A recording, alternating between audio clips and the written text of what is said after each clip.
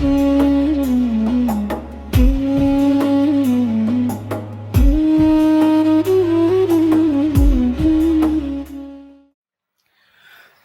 వాక్యం మనకేం చెప్పిందంటే మనం పోరాటంలో ఉన్నాం, యుద్ధ రంగంలో ఉన్నామని చెప్పింది. కోడి పందెం మీరు చూసారా? కోడి పందెం 2 కోళ్ళు కొట్టుకోవటం చూసారా? చూడలేదా? ఎంతమంది చూసారో చేతులు ఎత్తండి. 2 రకాల పందాలు ఉంటాయి. కత్తి కట్టి వేసే పందెం ఉంటుంది, కత్తి కట్టకుండా విడికాళ్ళ పందెం అని వేస్తారు. ఇంకా కత్తులు కట్టారులు ఏం కట్టరు, డైరెక్ట్గా కొట్టుకొని సావాలి అవి. ఆ కోడి పందెం కాకపోయినా మామూలుగా ఇళ్ళ దగ్గరైనా కోళ్ళు కొట్టుకుంటాయి కదా. ఇప్పుడు పెద్దగా పెంచట్లేదు జనాలు కోళ్ళని. నా చిన్నప్పుడు ప్రతి ఇంట్లో కోళ్ళు ఉండే, టౌన్లో కూడా ఇళ్లలో కోళ్ళు ఉండే. ఇప్పుడు ఆ బాధ పడలేక చాలామంది కోళ్ళు తీసేశారు. ఇప్పుడు కూడా మీరు చూస్తే కొన్ని పల్లెటూళ్ళల్లో సమృద్ధిగా కోళ్ళు కనపడతాయి. కోడి 2 ఎదురుపడ్డ ప్రత్యర్థి కోడిని ఈ కోడి చూస్తూ ఉంటుంది.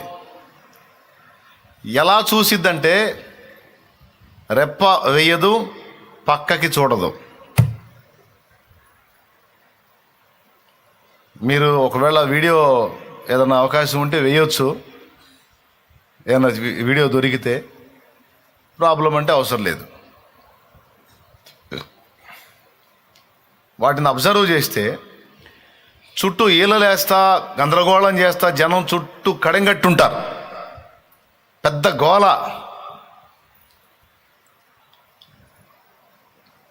ఆ పెద్ద గోల మధ్య ఎదురు ప్రత్యర్థి కోడి. ఆ గోల చేసే జనంకెళ్ళి చూడవు, ఎదురెదురు చూసుకుంటూ ఉంటాయి, ఒకదాన్నొకటి చూసుకుంటూ ఉంటాయి. రెప్ప వేయవు ప్రత్యర్థి కోడిని తప్ప పక్కకి చూడవు. దానిని గమనిస్తూ ఉంటుంది. అది కదిలిందంటే ఇది లెగిసిద్ది. కొన్ని అయితే అవతలది లేవకముందే ఇక వెంటబడి పట కొట్టుకుంటూ అదరికి తీసుకెళ్తాయి. స్పీడ్ కొన్ని కోళ్ళు. కొన్నేమో బరికెళ్ళి పక్క జనంకెళ్ళి చూడదు. ఆడవాళ్ళు ఎంతమంది ఉన్నారు, మగవాళ్ళు ఎంతమంది ఉన్నారు, ముసలోళ్ళు ఎంతమంది ఉన్నారు, కుర్రోళ్ళు ఎంతమంది ఉన్నారు, పిల్లలు ఎంతమంది ఉన్నారు, పెద్దవాళ్ళు, ఇవన్నీ చూడదు కోడి. ఈలేసేవాడెవడు, గోల్ చేసేవాడెవడు, కేకలేసేవాడెవడు, డబ్బులు పైపందాలు కాసేవాడెవడు, ఇవన్నీ ఏం పట్టించుకోదు. అది ప్రత్యర్థి కోడిని మాత్రమే గమనిస్తూ ఉంటుంది. దాని కాళ్ళని దాన్ని అబ్జర్వ్ చేస్తూ ఉంటుంది. అది అన్నంటే ఇది లెగుస్తుంది. ఎందుకు ఈ మాట చెప్తున్నానంటే, యుద్ధ భూమిలో ఉన్నప్పుడు సైనికుడు కూడా తనతో తలపడేటువంటి సైనికుడి యొక్క కదలికల్ని అబ్జర్వ్ చేస్తూ ఉంటాడు. ఉండాలి.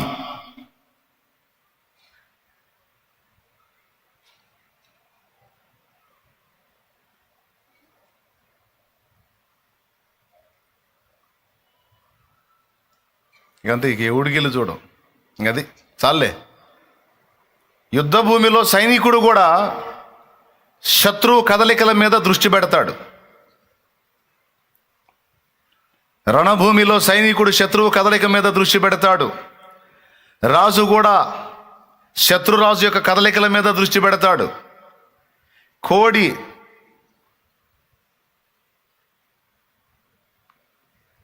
నోరు లేని కోడి చట్టులో పెడితే 1.5 కిలో గాని కోడి. దానికి తెలుసు యుద్ధ భూమిలో ఉన్నప్పుడు ప్రత్యర్థి యొక్క కదలికల్ని గమనించాలి, లేకపోతే నేను చస్తానని దానికి తెలుసు. అందుకే అది పూర్తిగా ఆ స్పృహలో ఉంటుంది. కనీసం రెప్ప వేయదు. ఇది నేను ఎందుకు ఇంతగా చెప్తున్నానంటే, మనము కూడా రణభూమిలో ఉన్నామని దేవుని వాక్యం అనేక పర్యాయాలు సాక్ష్యం ఇచ్చింది. మనం పోరాడుతున్నామని. మస్తు సార్లు చూపించాను మీకు. ఎఫెసీ పత్రిక 6:12 మనము పోరాడున్నది శరీరులతో కాదు అన్నాడు. అంటే పోరాటంలో ఉన్నామని చెప్తున్నాడు. మనం పోరాడుతున్నది శరీరులతో కాదు, ప్రధానులతోనూ అధికారులతోనూ ప్రస్తుత అంధకార సంబంధులకు లోకనాథులతోనూ ఆకాశ మండలమందున దురాత్మల సమూహములతోనూ మనం పోరాడుచున్నాము. మన ప్రత్యర్థి ఒకడు కాదు, గుంపులు గుంపులు ఉన్నాయి అనేది దేవుని వాక్య సత్యం. ఇది ఒక చోటేనా? ఇంకెక్కడన్నా రాయబడి ఉందా మన పోరాటాన్ని గురించి? ఇరుకు మార్గమున ప్రవేశింప పోరాడండి అన్నాడు. చాలామంది అందులో ప్రవేశింపజూతురు కానీ వారి వలన కాదు అన్నాడు. పౌలు అన్నాడు, మంచి పోరాటము పోరాడి తిని, నా పరుగు కడమిట్టించి తిని, నా విశ్వాసం కాపాడుకుంటుని, ఇక మీదట నా కొరకు నీతి కిరీటం ఉంచబడి ఉన్నది అన్నాడు. ఇక్కడ పౌలు పోరాటాన్ని గురించి మాట్లాడాడు. మళ్ళీ మరో చోట అంటాడు, తిమోతిలో, జట్టి అయిన వాడు పోరాడినప్పుడు నియమ ప్రకారం పోరాడకుంటే వానికి కిరీటం దొరకదంటాడు. ఇది కూడా పోరాటాన్ని కూర్చే మాట. ఇవన్నీ లేఖనంలో నుంచే నేను ఎత్తి చెప్పిన విషయాలు. సైనికుడు ఎవడు కూడా యుద్ధరంగంలోకి ప్రవేశించేటప్పుడు తన దండులో చేర్చుకున్న వారిని సంతోషపెట్టవాలని ఈ జీవన వ్యాపారములలో చిక్కుకొనడు అని మాట్లాడాడు. ఇట్లా అనేక వచనాలు మన పోరాట జీవితాన్ని గురించి రాయబడి ఉన్నాయి.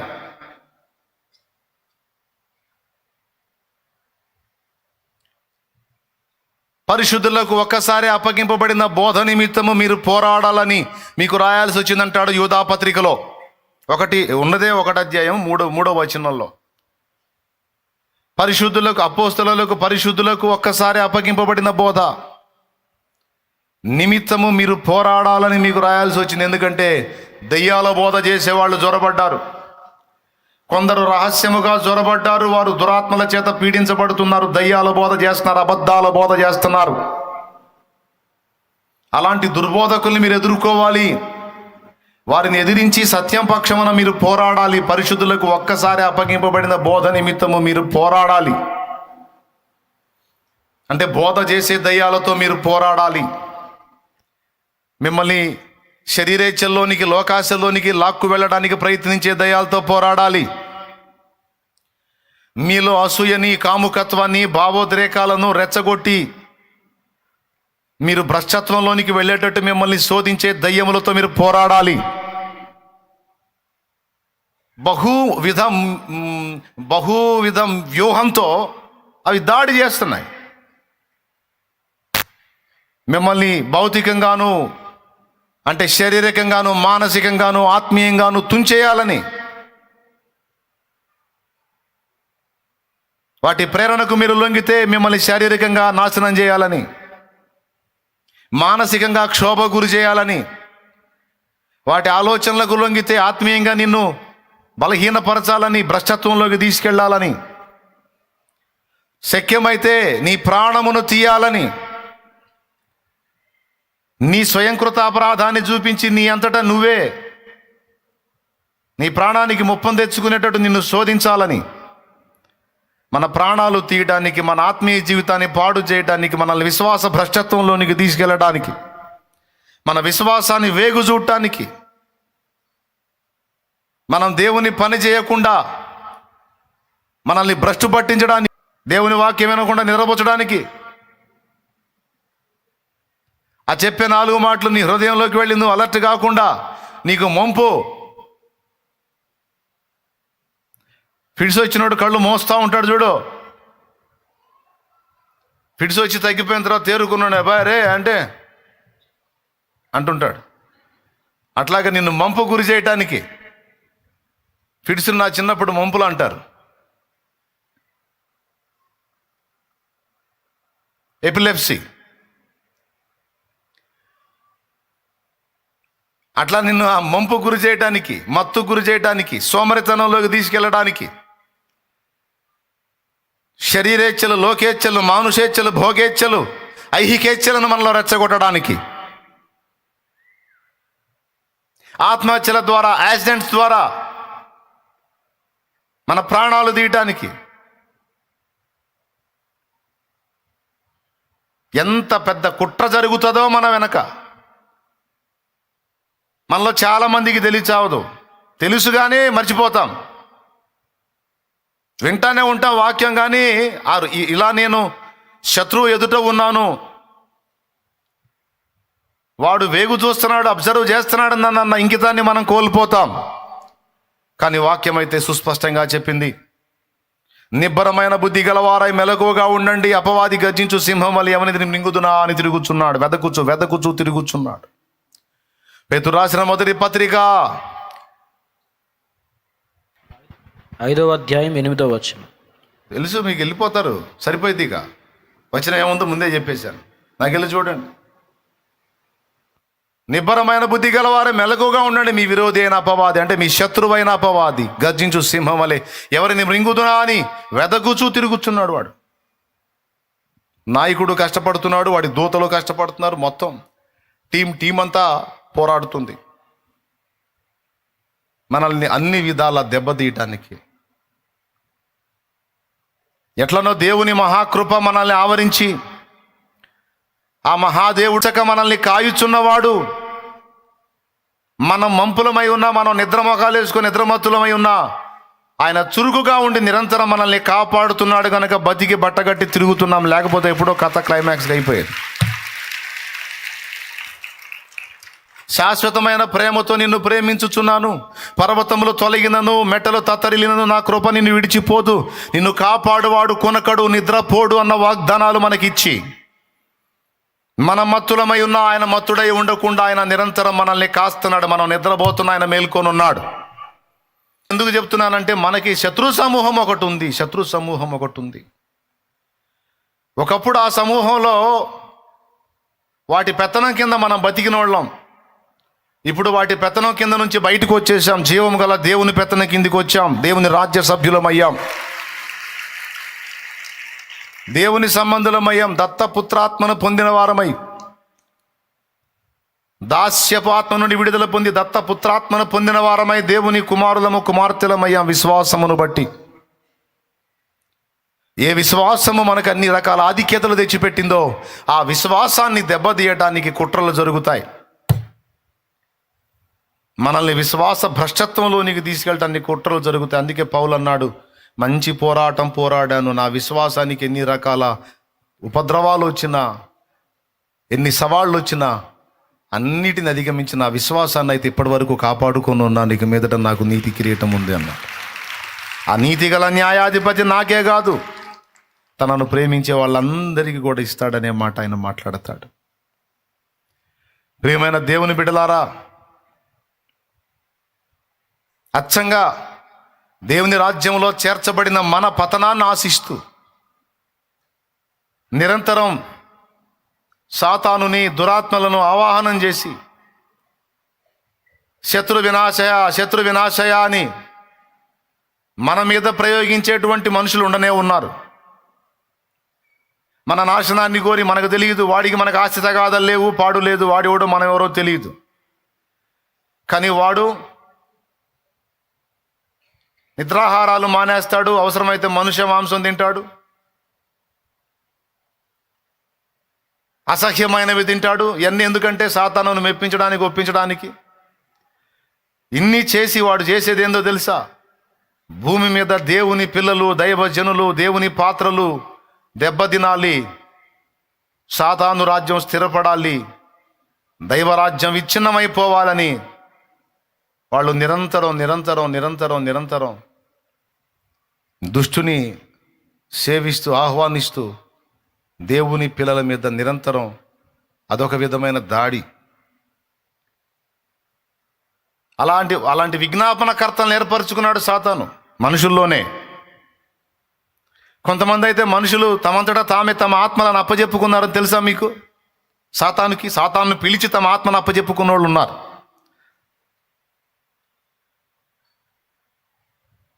ఒక పక్క మనుషులు, ఒక పక్క దురాత్మలు, దుష్టశక్తులు, అంధకార శక్తులు, అపవిత్రాత్మలు అన్నీ కలగలిపి మనల్ని మళ్ళా వెనక్కి తిప్పాలని, మనల్ని భ్రష్టు పట్టించాలని, మన విశ్వాసాన్ని వేగు చూసి మన ఆత్మలను నిత్యము మండే నరకాగ్నికి ఈడ్చుకెళ్లాలని, వాళ్లకు దక్కని మహిమ మనకు దక్కకూడదని, వాళ్లకు దక్కని రాజ్యం మనకు దక్కకూడదని, వాళ్ళుండే పాతాళ అగ్నిలో, నరకాగ్నిలో మనం కూడా ఉండాలని రక్షణలోనికి వచ్చిన మనందరి మీద దుష్టుడు చేసేటువంటి కుట్రలన్నీ నీ కావు. ఈ సంగతి బైబిల్ చాలా స్పష్టంగా చెప్పింది. వాడికి సమయం ఇంకా కొంచెమే ఉందని, బాగా కోపం కలిగిన వాడే భూమి మీదకి వచ్చాడని ప్రకటన 12 సాక్ష్యం ఇచ్చింది. దయ్యాలకు వాటి కాలం తెలుసు. అయ్యో దేవుని కుమారుడా, సర్వోన్నతుని కుమారుడా, కాలము రాకమునిపే మమ్మను నశింపజేయవ. నీకేమి పని? నీవు మమ్మలను వెళ్ళగొట్టిన ఎడలా ఆ పందులలోనికి వెళ్ళుటకు మాకు సెలవిమ్ము అని రిక్వెస్ట్ చేసినాయి. కాలము రాకమునిపే మమ్మను నశింపజేయవచ్చితివా అంటే వాటి కాలం వాటికి తెలుసు.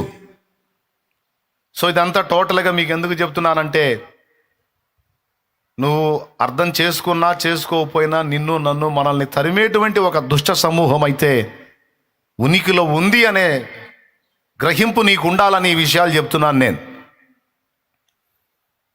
ఎంతమంది దీన్ని తీవ్రంగా విన్నారండి? స్తోత్రం చెప్పండి.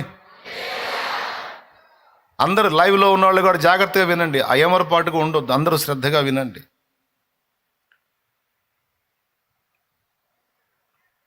మనల్ని అన్ని విధాల అణచివేయాలని జరుగుతున్న కుట్రలు విఫలమైపోతున్నాయి.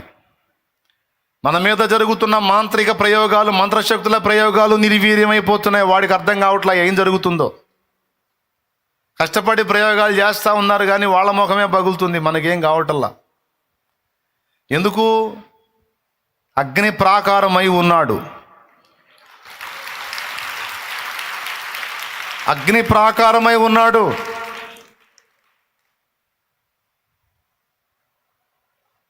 దహించు అగ్ని మనల్ని కాస్తున్నాడు. ఆయన రక్తపు కోటలో మనల్ని దాచుకున్నాడు, రెక్కల నీడలో దాచుకున్నాడు, చంకను ఎత్తుకున్నాడు, లేకపోతే అవుట్.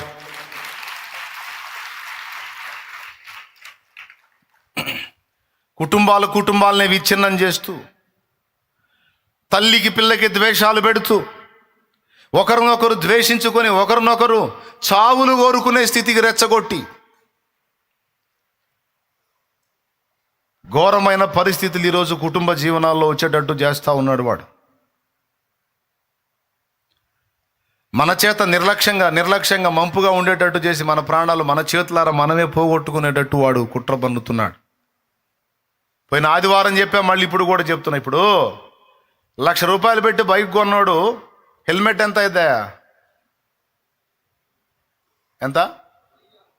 మంచి క్వాలిటీ అంటే 2,000 పెడితే సూపర్ ఫస్ట్ క్లాస్ హెల్మెట్ వచ్చింది. కనీసం ₹1,000 పెడితే మామూలు ధరలో వచ్చింది. ఈ 1,00,000 పెట్టి బైక్ కొంటాడు కానీ ₹1,000 పెట్టి హెల్మెట్ కొన్నాడు. ఒకవేళ కొన్నా, ఇప్పుడు బైక్తో పాటు హెల్మెట్ ఇస్తున్నారులే, ఇచ్చినా తీసుకెళ్ళి దాన్ని ఇంట్లో పెట్టి దూపం వేస్తాడు తప్ప తలకాయకి పెట్టుకోడు. మరి కొనుక్కొచ్చుకుంది దేనికి? నువ్వు ఇంట్లో పెట్టుకొని దాన్ని దేనికో తగిలిచ్చి రోజు దండం పెట్టుకోవడానికా? ఎందుకయ్యా నువ్వు తెచ్చుకున్నావు దాన్ని? ఏమ్మా నువ్వెందుకు తెచ్చుకున్నావు దాన్ని? హెల్మెట్ పెట్టుకోవాలి కదా. కానీ నీకు తెలుసా, ఇప్పుడు అది పెట్టుకొని ఏడబోతాంలే అంత. చూడు ఎంత పాలుమాలికంటే నెంబర్ 1 సోమరులు అనమాట. మిమ్మల్ని గాలిలో పెట్టుకోని చెబుతున్నాను నేను. తిట్టేనని అనుకోవద్దు. సోమవారం కాకపోతే ఏంది అది? ఇక్కడికి ఏడకేగా అని వెళ్తావు. కాన్ఫిడెన్స్, నీ మీద నీకు నమ్మకం, హెల్మెట్ లేకపోయినా నేను చాకచక్యంగా వాహనాన్ని నడుపుతానని. ఏటా లెక్క చూస్తే లక్షల సంఖ్యలో చచ్చిపోతున్నారు హెల్మెట్ లేకుండా ప్రయాణం చేసి. అన్యుడి కంటే హెచ్చరిక లేదు. దేవుని బిడ్డగా నీకు హెచ్చరిక ఉంది. వాక్యంలో దేవుడు స్పష్టంగా చెబుతున్నాడు, బాబా నువ్వు చుట్టూ శత్రువుల్ని కలిగి ఉన్నావురా నాయనా, అమ్మా నువ్వు చుట్టూ శత్రువుల్ని కలిగి ఉన్నావే తల్లి, తడి చేతులతో మోటార్ దగ్గరికి పోవాకమ్మా, ఇంద్రమోహన్ దానా, తడి చేతులతో మోటార్ దగ్గరికి పోవాకమ్మా, నువ్వు బతకాలమ్మా, నువ్వు సావకూడదమ్మా, నువ్వు బతికి 10 మందిని బతికించాలమ్మా. తడి చేతులతో పోయి స్విచ్ అయ్యేవాకమ్మా, తడి చేతులతో పోయి జాయింట్ పట్టుకోవాకమ్మా, ఏం కాదులే అనుభవం సస్తావమ్మా.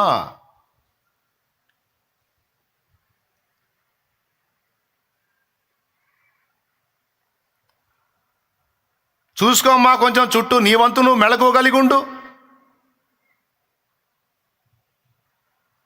అన్నా మనం ఎంత కాపాడుకోవాలనుకున్న దేవుడు కాపాడకపోతే మనం ఏడ బతుకుతాం అన్నా అంటారా? కాదని నేను అన్నానా? అయితే ఆయన ఏమన్నాడు మరి వాక్యంలో? బుద్ధిహీనముగా ఉండొద్దు అన్నాడు కదా. దేవుడే కాపాడతాడని నువ్వు నిద్రమోహం వేసుకొని తిరిగితే ఎట్లాగండి? గాల్లో దీపం పెట్టావు, దేవుడు సత్యవంతుడు వెలిగిస్తాడంతే అన్నావు. మరి నీకు చేతులు ఇచ్చింది ఎందుకు? కనీసం అడ్డం పెట్టమని కదా. నువ్వు చేతులు వెనక్కి పెడితే ఎట్లా? ఇక్కడ గమనించాలి, నువ్వు ఉండాల్సిన మెళకువలో నువ్వు ఉండాలి. ఏమరుపాటుగా ఉండొద్దు, ప్రాణాలు కోల్పోవద్దు. అది నీకైనా నాకైనా ఎవరికైనా.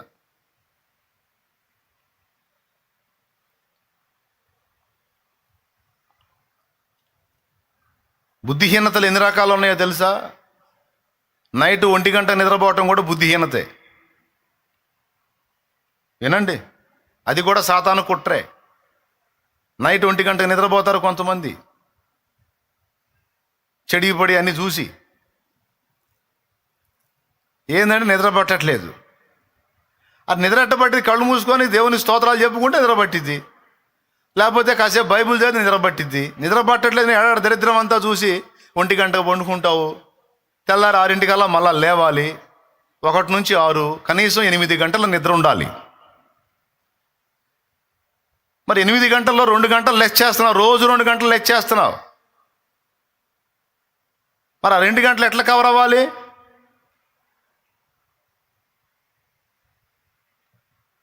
కొంతమంది 5 గంటలే పండుకుంటారు.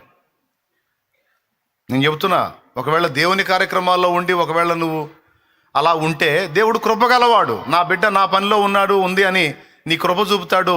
ఆ 4 గంటల నిద్రలోనే, ఆ 3 గంటల నిద్రలోనే, ఆ 5 గంటల నిద్రలోనే నీకు సరిపోయినంత శక్తి ఇస్తాడు ఆయన. నువ్వు ఆయన ధ్యాసలో ఉండి ఆయన కార్యాల్లో ఉంటే. నువ్వు ఏడో దిక్కుమాలని దరిద్ర కొట్టే సైతాని అన్నీ చూసుకుంటా, ఏడాడ చెత్త చెదారం అంతా చూసుకుంటా 1 గంట దాకా ఎవడు ఉండమన్నాడు నిన్ను? నేను చెప్పనా, నిద్ర కాయటం వల్ల చాలా రకాల రుగ్మతలు ఉన్నాయి. మెదడు సంబంధిత సమస్యలు వస్తాయి, లివర్ సంబంధిత సమస్యలు వస్తాయి, గుండె సంబంధిత సమస్యలు వస్తాయి, కిడ్నీ సంబంధమైన సమస్యలు వస్తాయి.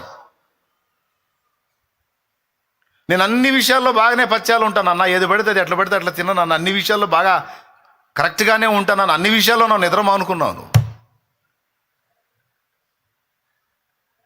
ఎందుకు నైట్ అంతా డార్క్ అయ్యేటట్టు నువ్వు ఏ పని చేయడానికి కనపడకుండా అంధకారంగా అమ్మిచ్చాడు? పగలున్నంత వరకు పని చేయాలి, రాత్రి వచ్చిద్ది అప్పుడు ఎవడు పని చేయడని యేసయ్య చెప్పాడు. పని చేయకుండా ఏం చేస్తే నిద్రపోతాడు. నిద్రపోవాలి. నిద్ర లేకుండా చేస్తాడు వాడు. నీ ఆరోగ్యం నువ్వే. సిగరెట్లు తాగేవాడు కానీ రోజు కొంచెం ఊపిరితిత్తులు నాశనం చేసుకున్నట్టు, గుట్కాలు కైనీలు తీసుకునేవాడు ఇక్కడ పెట్టి రోజు కొంచెం బెజ్జం రెడీ చేసుకునేటట్టు, రోజు 2 గంటలు 3 గంటలు నిద్ర మానుకొని నీ ఆరోగ్యాన్ని నువ్వు పాడు చేసుకునేటట్టు, మన ఆరోగ్యాన్ని మనమే పాడు చేసుకునేటట్టు కుట్ర. మెలకువగా ఉండొద్దు. కొంతమందికి నిద్ర విషయంలో క్రమశిక్షణ ఉండదు, తిండి విషయంలో క్రమశిక్షణ ఉండదు. పొద్దున్న తినాల్సింది మధ్యాహ్నం తినాల్సింది సాయంత్రం. ఏంటంటే ఏం కాదులే అనుకుంటే తిరుగుతూ ఉంటారు. ఎందుకు కాదు? యాసిడ్స్ ఫామ్ అవుతాయి కడుపులో, ఆమ్లాలు ఉత్పత్తి అవుతాయి. టయానికి వాటికి వేయాల్సిన మేత వేయకపోతే అవి చేయాల్సిన పని అవి చేస్తాయి. నిర్లక్ష్యం చేసి ఇక బర్రం తేపుకుంటా అనుకుంటా అయిపోయింది. లోపల అది చేయాల్సిన పని అది చేసిద్ది. ఏందో ఈ మధ్య టేబుల్ ఎంత కొత్తనే, ఎందుకు రావు? అయిపోయింది, లోపల స్టార్ట్ అయింది ప్రోగ్రామ్. చివరి కూర్చోలేవు, నిలబడలేవు, నిద్రపోలేవు, ఆయాస పడతా ఉంటావు, అలసట వచ్చింది. గ్యాస్ ఫామ్ అయిందంటే ఆయాసం మాట రాదిక. గుండె నొప్పిలాగా అంత హార్ట్ స్ట్రోక్ లక్షణాలు కనపడతాయి. హార్ట్ స్ట్రోక్ లక్షణాలు కనపడుతుంటాయి. నీ గోడ లాగటం, తల తిరగటం, కళ్ళు బయర్లు గమ్మటం, వామిటింగ్ సెన్సేషను. ఎందుకు? ఏం కాదులే, తినకపోయినా నాకేం కాదు, నేను సాయంత్రం తింటాలే, ఇప్పుడు ఏందో తినను, నేను ఇప్పుడు తినను. ఎచ్చులు ఎందుకు ఈ అతి కుట్ర? నువ్వు దేవుని పని చేయకుండా ఇక మోకాళ్ళు వేసి ప్రార్థన చేద్దామంటే మోకాళ్ళు వేసిన కానీ ప్రభా స్తోత్రం నాయన, హల్లెలూయా నాయన నీకు వందనాలు ప్రభు. 4 సార్లు తేపేదాన్ని ఇక లేచిపోయేది. ఇంకేం ప్రార్థన లేదు, బొందాలేదు. అంతకుముందు తెగ ప్రార్థన చేసేదాన్ని అన్నయ్య, ఇప్పుడు ప్రార్థన చేయట్లేదు. ప్రార్థన చేయన్నయ్య, ఎందుకని చేయట్లేదు? ఏందన్నయ్య మోకాళ్ళు వేసిన కాడ నుంచి తల తిరుగుతూ ఉందన్నయ్య, కాళ్ళు లాగుతా ఉన్నాయి, గోడ జాలు వస్తున్నాయి, గుండెల్లో నొప్పి వస్తున్నాయి, మాట రావట్లేదు అన్నయ్య, ఊపి రావట్లేదు అన్నయ్య, తేపులు వస్తున్నాయి అన్నయ్య. చెత్త అంతా చెబుతూ ఉంటాం. మరి ఏం చేయాలా? టయానికి నువ్వు తిండి తినకుండా వాడి కుట్ర, అది నీ ఆరోగ్యాన్ని డ్యామేజ్ చేయటం కూడా వాడి కుట్ర, దయ్యాల కుట్ర అది. నువ్వు అజాగ్రత్తగా ఉండేటట్టు చేసేది వాడి కుట్ర.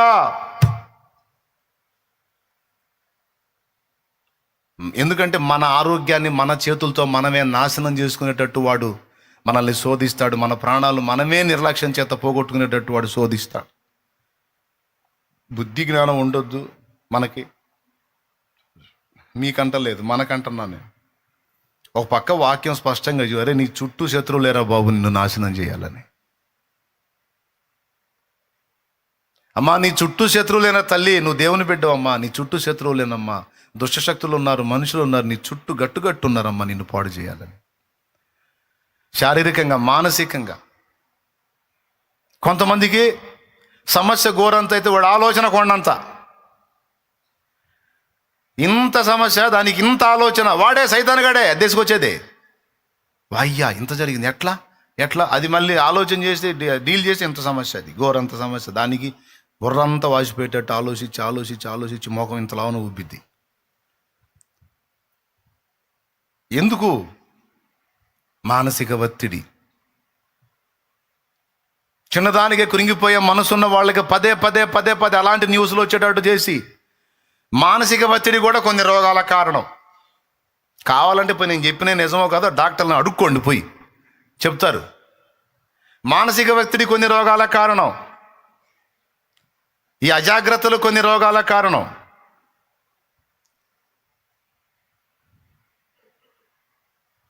ప్లీజ్ అర్థం చేసుకొని కొంచెం జాగ్రత్త పడతారని ప్రేమతో హెచ్చరిస్తున్నాను నేను.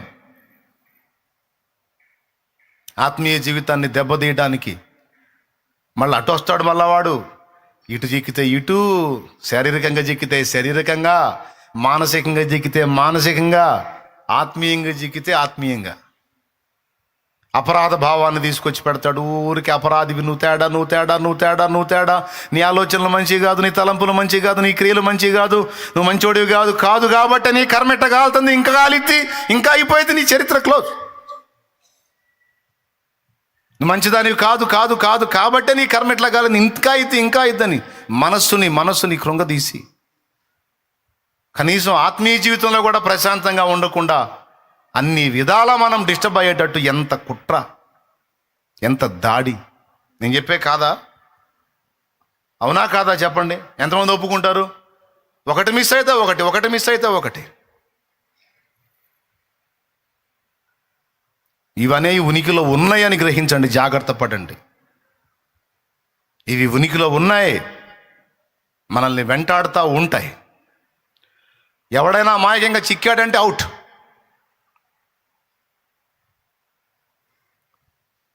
గొంతు మీద కత్తి పెట్టితే ఎంత కావాలంటే అంత ఇస్తాం. ప్రాణం తీయకురా బాబు నీకు దండం పెడతా అని. ప్రాణాన్ని కాపాడుకోవటానికి మనుషుడు సమస్తం ఇచ్చును కదా. అలాంటి మనుషుడు తన ప్రాణాన్ని తానే తీసుకోవడానికి ఇష్టపడ్డాడంటే దురాత్మ ఎంత శోధించి ఉండాలో ఒక్కసారి ఊహించండి. దురాత్మ ఎంత కృంగదీస్తే, ఎంత బలహీనపరిస్తే, ఎంత శోధిస్తే ఉసరుసర తన ప్రాణాన్ని తనే తీసుకునే పరిస్థితికి వెళ్ళిపోయాడు మనిషి.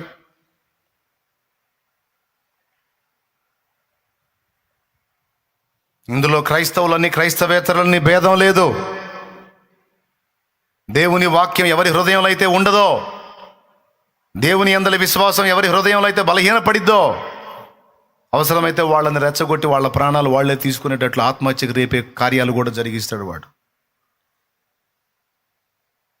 ఎవ్వరూ నిన్ను ప్రేమించరు, ఎవరూ నిన్ను పట్టించుకోరు, ఎవరూ నిన్ను అర్థం చేసుకోరు. నీ వాళ్ళే నిన్ను ద్వేషిస్తూ ఉన్నారు. ప్రేమ లేని ఈ ప్రపంచంలో బతకడం ఎందుకు? నువ్వు చచ్చిపోతే పోయిద్ది కదా. ఈ సమస్యలు పోవు, ఈ అప్పులు తీరవు, ఈ బాధలు పోవు, ఈ ఇబ్బందులు పోవు, ఈ కష్టాలు పోవు. సంవత్సరాలుగా నిరీక్షించావు, ఇది మారదు, చచ్చిపో. కాసేపు కళ్ళు మూసుకో, 5 నిమిషాలు కళ్ళు మూసుకో, అసలు ఈ బాధలే ఉండవు, హాయిగా వెళ్ళిపోవచ్చు ఇక అని శోధించి, మనుషుడా నీ ప్రాణం నువ్వే తీసుకునేటట్టు, సోదరి నీ ప్రాణం నువ్వే తీసుకునేటట్టు నిన్ను ప్రేరేపిస్తుంది దయ్యపు ఆత్మ. అది చెప్పే సలహా నిజం కాదు. కాసేపు కళ్ళు మూసుకో అయిపోయింది, కాసేపు కళ్ళు మూసుకో అయిపోయింది, కాసేపు కళ్ళు మూసుకో అయిపోయింది అని నిన్ను రెచ్చగొడుతుంది దురాత్మ. కాసేపు కళ్ళు మూసుకుంటే అయిపోయిద్దా? ప్రాణం పోయిద్దేమో కానీ తర్వాత ఏమైందో తెలుసా? ఇక్కడ కన్ను మూసిన నువ్వు అగ్నిగుండంలో కళ్ళు తెరుస్తావు, పాతాళ అగ్నిలో కళ్ళు తెరుస్తావు. ఎందుకంటే నీ ప్రాణాన్ని నువ్వు తీసుకునే హక్కు నీకు లేదో. నీకు ఈ జీవితాన్ని ఇచ్చింది దేవుడు, దాన్ని ముగించాల్సింది కూడా దేవుడే.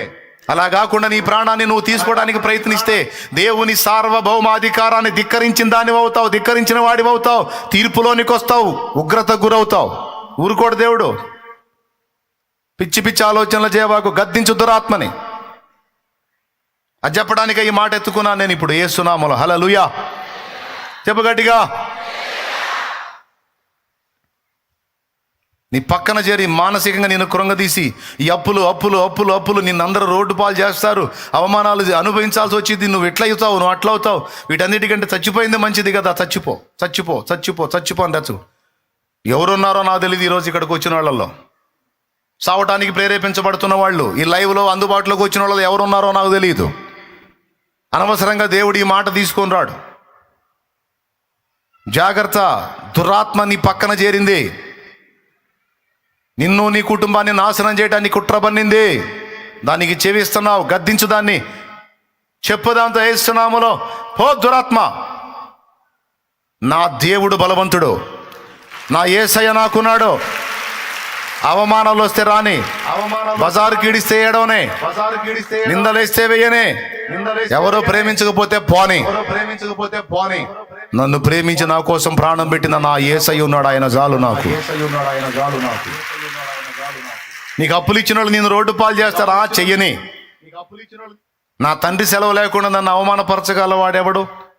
ఒకవేళ నా తండ్రి నన్ను అవమానానికి అప్పగిస్తే తప్పనిసరిగా నన్ను దీవించి తిరిగి మళ్ళా నన్ను ఘనపరుస్తాడు నా దేవుడు.